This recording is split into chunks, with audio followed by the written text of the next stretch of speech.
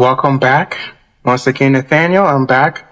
We're going to touch base on, well, pretty much today, we're going to focus on a little bit more on time display. As the last time we talked, we touched base on time display, but we didn't really take the time to really get a little bit of information on the time display. So today we'll be doing that. We'll be focusing on time display, and that's going to be at the bottom part of page 47 of the manual going forward. So we're just going to open this time display thing. This is just the same audio from last time, and I'm going to go to the mixer now and add real stream, and we're going to send. I know our audio is still not great. Local broadcast, and boom. Okay, so today, as we're going to touch a little bit more on time display, as I mentioned here, for the shortcut for time display is Control-Shift-Z, and pulls out the time display. Now, when we last talked, I had the time display floating, but for my comfort, I decided to put it down here. Third thing, actually, where this actually was, this was actually here, like that, where I had my different display, and then I had the transport display was actually down. Let's get that taken care of. So the transport display, come here. It was actually down here with this guy here. Actually, they were side by side.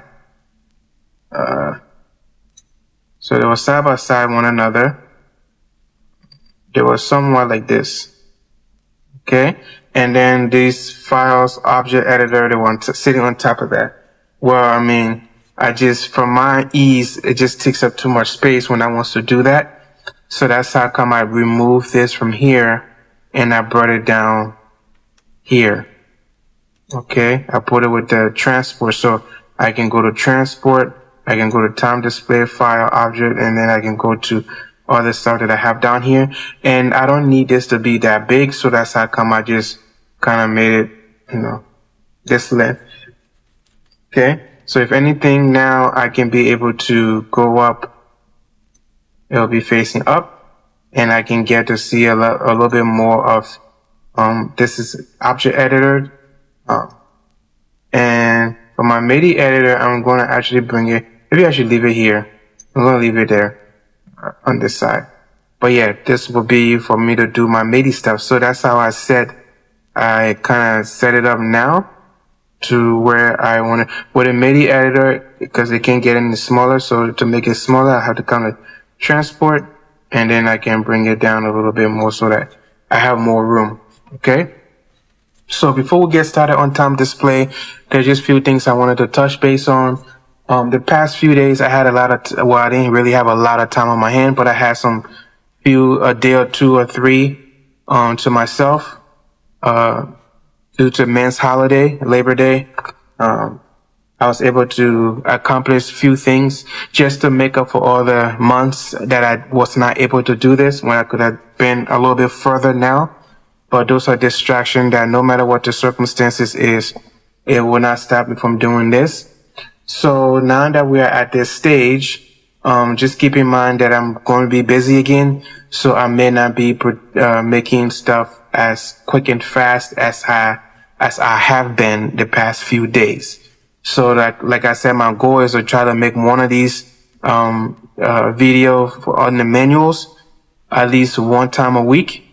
And I haven't really gotten into the spectral layer yet, because simply it's been giving me a lot of, my system been crashing a lot, opening other stuff, and I just want to be able to just at least dive in. I've been trying to get me a new computer. I don't have the moolah for that. Right at the moment, I don't have it to get a new computer.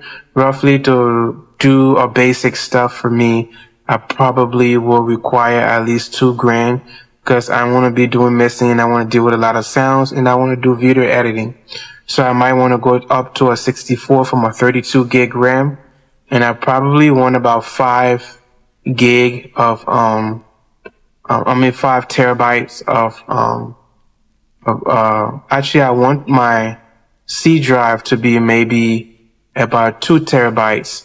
And then I have a secondary drive that should be at least the same 2 to 3 terabytes that I can be able to dedicate all my sounds and stuff and all my projects saved to it. And then of course you want something fast. I've been advised to go with, cause I usually go with Ryzen all the time. I've been doing computers.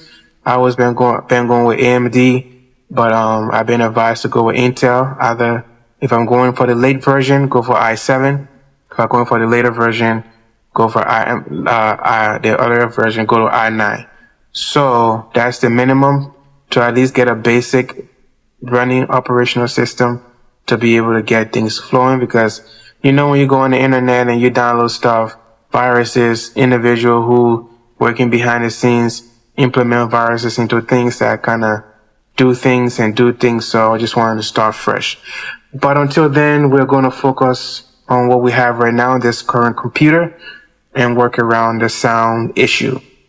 And 2, there's some other softwares or plugins that I do want to get.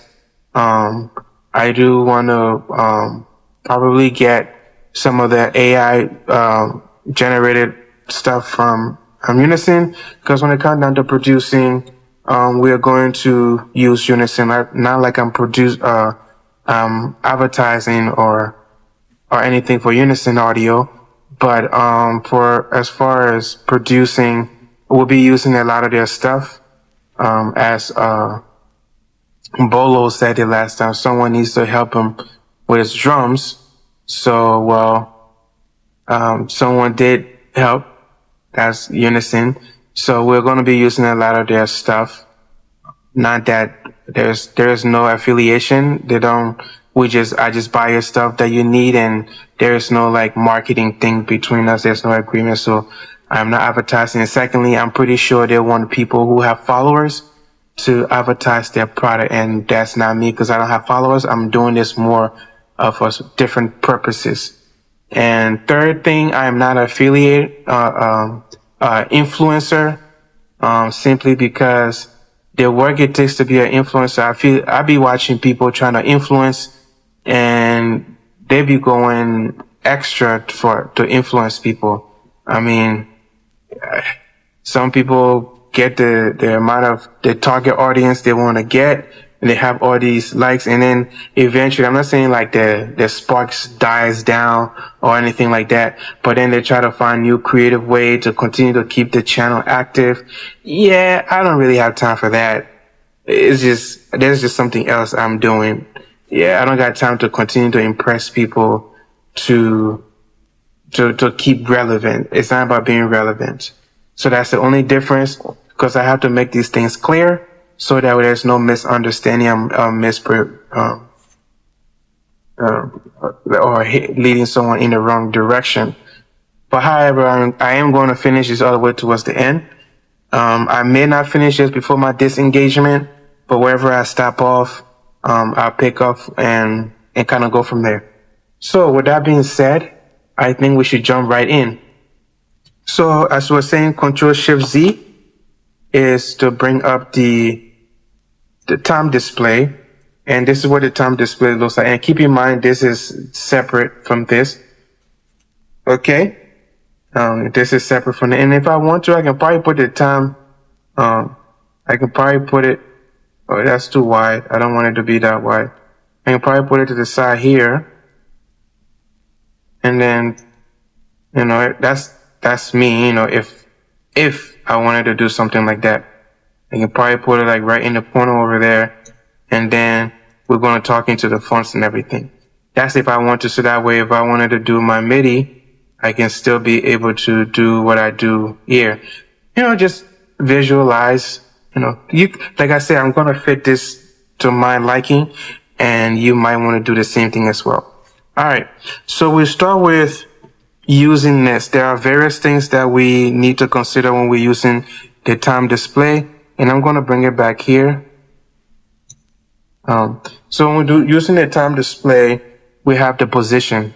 The position will always be where your marker is, you know, where the marker is, and whatever you put the marker is where the position would be. And then you have the range length and range in. So for example, this, like I said, this loop is a range. I think we should go in order, but so let me pull out the manual here. Okay, so let's get from there. Let's start with the font. So if you go here and right click anywhere in here, because if you just click in there, you won't get nothing unless you double click, then you can change the value in there. But if you right click and we start with the font for the time display, it's up to you what you want. If you run Roman time, like for example, some people say Roman times is an awful thing. But that's them. I guess this one don't have it. I guess they don't got time for the Roman time. But yeah, so it was at Tohoma or something like that. Or Tohama. Actually, let's cancel and see what it was on. But I think it was on some kind of T. Okay, Tohoma. So it's on Tohoma, and that is it. But if you wanted to make it a little bit more bolder, you can just make it bold, and you press OK, and it makes it a little bit. So like, for example, we had it in the corner. If you make your numbers a little bigger, even when you put it down there, you're still going to be able to see you're still going to be able to keep track of what the number it is. So that's the first thing. That's the font. The units of measurement, these are in samples. Honestly, there's a lot of things that don't make sense to me here, because, like I said, those who've been doing it for a while knows exactly what to say. They can be like, oh, samples mean this, mean this. Milliseconds mean this, means this. Hours, millisecond mean this. I don't. This is a beginner place, and we will have to learn these things step by step. So, for example, the SMPTE, I'm not sure what that is, right? So, for now, we're going to just focus on the fact that these are the options that you have. You can change them into hours and minutes, so that, for example, because I actually, to tell you the truth, if I want to know the time frame of like how long the song actually is, so for example, if I put this out here and then I put this out to the end of this song, at least I know the song is 3 minutes long. That's the range though. I think I get to know that this song is 3 minutes long. However, I may not need to necessarily, that's another thing that we're going to have. If you're doing range and you start moving down, it zooms in. If you go up, it zooms out. But we'll get to that at a later time. That's not time for that yet. So for example, if I have that and I have it on hours and minutes, and I want to know the total length of the song, I can just bring my cursor out here and click there. The position would tell me that it's 3 minutes and 38 seconds. That's how long the song is. So if we go and change it to, it was already on bars beat. So let's say we want it on milliseconds. Yeah, that's going to be a little bit. You can just kind of seconds. So 60 seconds in 1 minute. You can just divide 60 by this and tell you how many minutes you have. I'm thinking that's the math. Don't quote me on that. And then for samples, yeah, this is something I'm going to kind of get used to seeing, because the numbers are a little bit not something I'm used to, because I'm not a true musician yet. And then the SMPTE, that will be, so here it tells you the entire length of the song. I mean, it tells you it's like saying it in minutes and stuff like that. So the range length for this is 1 minute and 18 seconds. Okay, and 1 minute and 18 seconds and 21 milliseconds. That's what I'm getting. Okay. And then this is 3 minutes and 39 seconds with 13 milliseconds. That is my interpretation. If I'm wrong, like I said, we don't always listen to one another. We got to go and do the research by ourselves to get facts and proof. So if pretty much you get the understanding, the drift of that, so you can decide what you want. But right now it was on bars and beats. So like, I kind of know what beat it was on. So for me personally, now that I know this, I'm going to change this back to minutes. Like I said, when I set up my stuff the way I want it to be, I'm going to set it on hour, minutes, and seconds. So I'm going to go ahead and have it. But it was not bad when I had the millisecond measurement. See, you see why it's good to kind of know your stuff? Oh, so you got all the options here. Units of measurement. We'll go to S&P individual frame. So we'll have all these options here that we're going to learn what difference it is if it's 23.9, 76, 24. So we're going to go into that and get the understanding of that. But if I went to milliseconds, I didn't really enjoy any milliseconds. So I'm just going to go to this right here. I'm going to keep it at this. So for example, the range is about 8 seconds long, 15 seconds, and 20 seconds and 22 milliseconds. So you kind of get a gist of what I'm trying to get at here. And one of the things I need to start getting used to is keeping the, activating the grid. So we do have a button on the transport control that when you click this here, it engages the grid so that you can have things. And I think I'm going to start using the grid more when I want to do delays so that it's in sync. Okay. So let's go back to the time display here and we're going to right click again. And the next second, we want to talk about the current field, background color. So in the current field, you got the time display background color. Now, we can go to, let's just say we want the color to be pink. Or maybe light green, and then we can press OK. Oh, so it just applied to individual ones. So we can go back to that kind of green. I just don't think that will work. So current field, time display, background color. Let's go back. Let's go to, it's a white. So white will go better on maybe something darker. I'll go with this. Yeah, I think blue works. And then we'll do blue on this side. Current field, we'll do blue again. And then this one stays in the middle. Let's see how it looks like when we add it to the side. Okay. I think that works really well down there.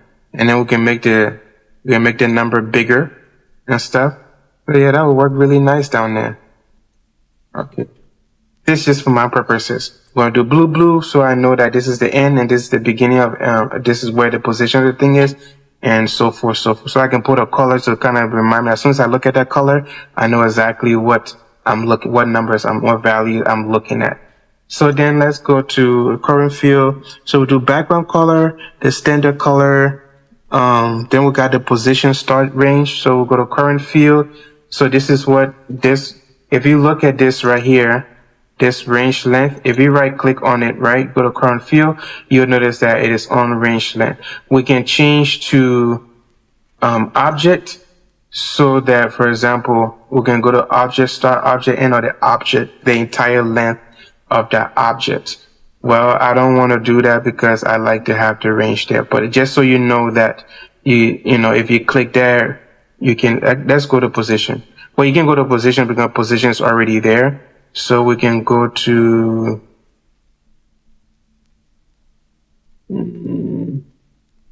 let's go to object start. So you see object start. Now you have that in the view here. So you know exactly when you click on this object, it starts at 55 seconds. All right. Roughly around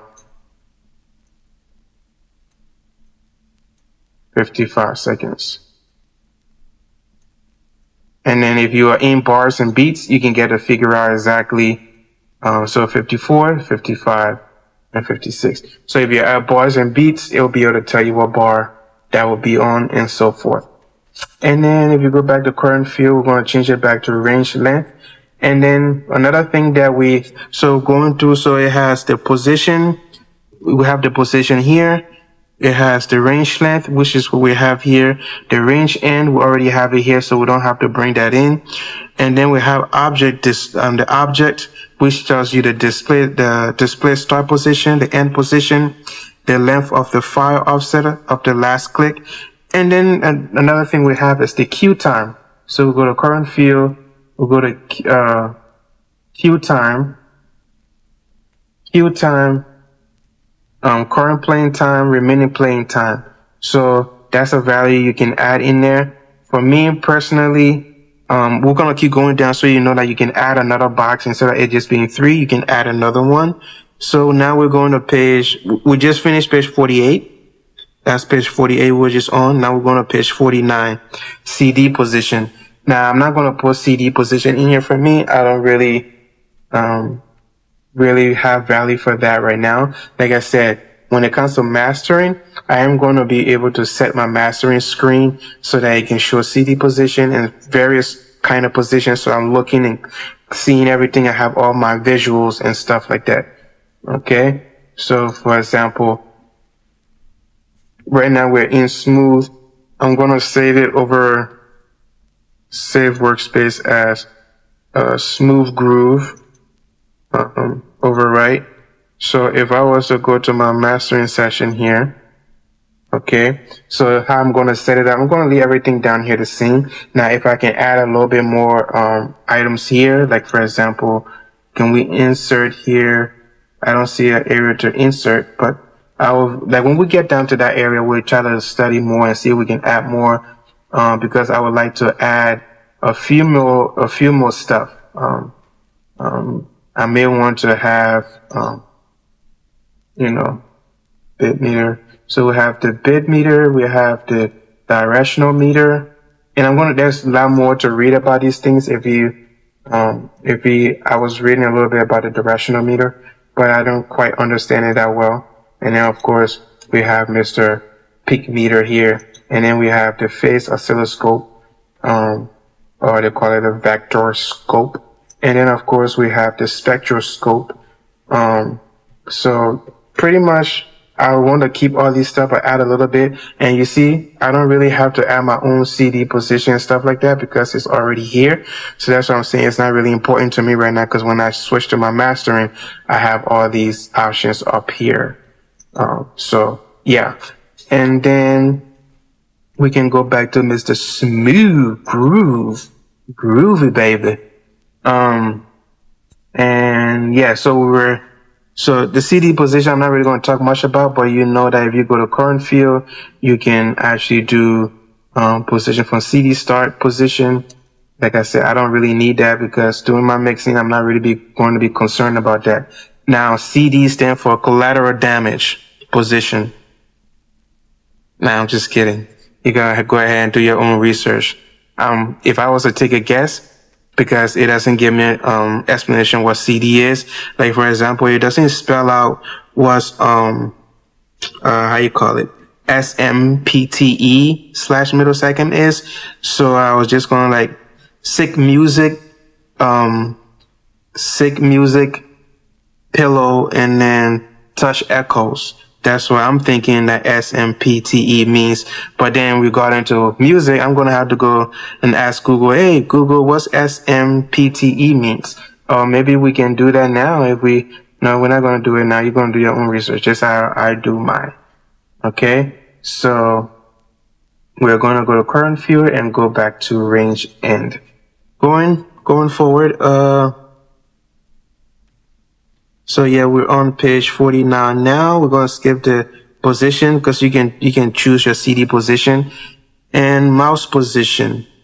Well, as far as mouse position goes, I don't think, I'm really going to do, I can add another one and do the mouse position. So when I'm here, I'm moving down, I know specifically where I'm at instead of having to click down. Like for example, I just go to mouse mode, current, mouse position, and it's not editable. So I have the mouse position here. As soon as I start to go in the timeline, it started to tell me where I'm at, how many seconds, how far into the song. If you change it to bar and beats. Now I wish I could do each, like for example, the position. I wish I could change the like instead of it being hours and minutes entirely, like I want the position to be bar and beats. I want the range to be in this kind of hours and minutes, and then I want this to be in SMPTE. So like I wish I could do that individually. Let's keep reading and see if we can or not. I'm pretty sure we keep reading, we might find out. If not, we could request if we can have that, if the developer were listening in the first place, if we can have that readily available for our immediate needs. Okay, so before I do anything, I accidentally push the space bar and start playing. I should probably load this down and get back to it. So yeah, so you see where exactly where I'm at, 55, 50 in 1 minute and so forth. Okay, let's get back to our range and current field, range end. So what's next? Recording position. I mean, I don't really think I'm going to need that. I mean, it's self-explanatory. If you want to know where your recording position is, you can click on it where the where the record position is. So it lets you know the record take, the recording length take, the recording length of the project, and the remaining recording time. So you can decide if you want to. Let's just say we do recording length of the project. So that actually adds it automatically insert itself in there because we only have 3. I wanted to wait until we go into inserting it ourselves, but since it automatically added one, we're just going to show how to do that when we're done. So the entire recording length of the song is 3 minutes 39 seconds and 21 milliseconds. Okay. So the sync time code input. So if we go to sync time code input, let's see what it, honestly, I said this value display the time code coming in via SMP. Okay. So we have the SMPTE audio input. This will give us the, display, time code. So, all right. So now that we kind of pretty much the marker, okay. So we got total length. This value shows the total length of the project. I mean, the project length outside, which is the external length, outside length. This value shows the external length. This is the total length of the project minus the selected areas.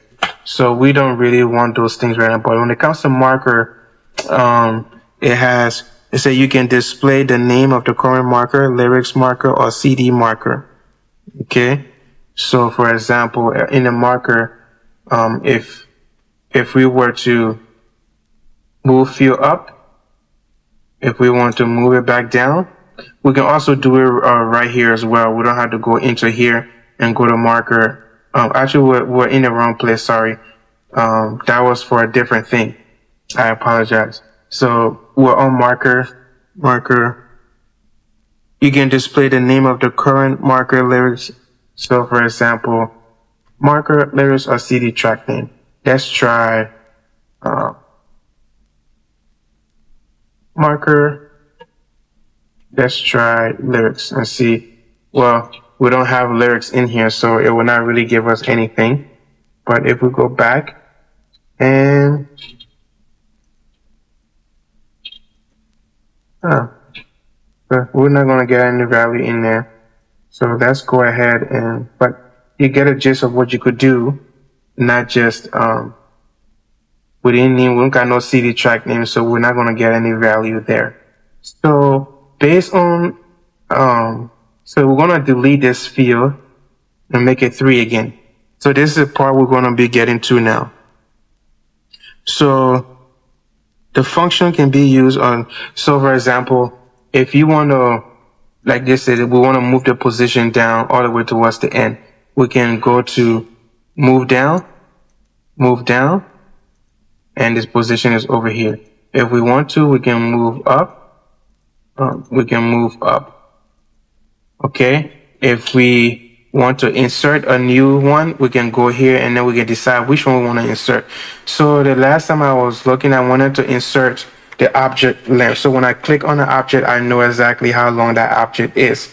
So for example, if I click on this, I know that object length is 55 And if I want, like I said, that's why I wanted each wants to have its own specific unit of measurement. That way, for the object, I can say maybe I want to know specifically if it's in bars and beats, but I don't want it to change over the entire length of them. I just want it to be focused just in that specific area. So then I understand that, oh, so this is at bar 27. I want to say, yeah, so bar 27, and yeah, and you get the gist of it. But that's not how I want it. I don't want it to translate all the way all over. So I go back to we're on SNMP. Okay, we can keep it here. This is fine. So if you really look at it, this is pretty much the display field for this stuff. I mean, there isn't any more that you really want to do. This is kind of useful to kind of keep out. You can kind of keep it down here like this at the very bottom, but then when you open your object menu and stuff, things will get bigger for you to be able to edit the objects. You can add pre-plugins and so forth. You know, you can do your thing. You can put a vocal banner and do whatever you want to do. And then you got nice working with fades and stuff like that. We're going to get all into this stuff because I don't know how to really work these things, these fadings, time page. I mean, I'm going to be using this a lot now that with my audio. When I record, I'm going to be doing a lot of pre-work before I start, you know. I'm going to be going in, adding in volume curves to make sure that we do some of the peaks. Some of the peaks could be there, but it could be the same level as the actual other stuff. So I got to listen to see which one I want to lower. And so there's going to be a lot of stuff coming up in the next 3 to 4 months that I will probably learn before I can actually really start doing recording again. But I think that pretty much the gist of it. I don't want to take too much of your time. I think the next thing we're going to be going to is the transport console. So with that being said, thank you for your time. Thank you for tuning in and have a blessed day. Peace.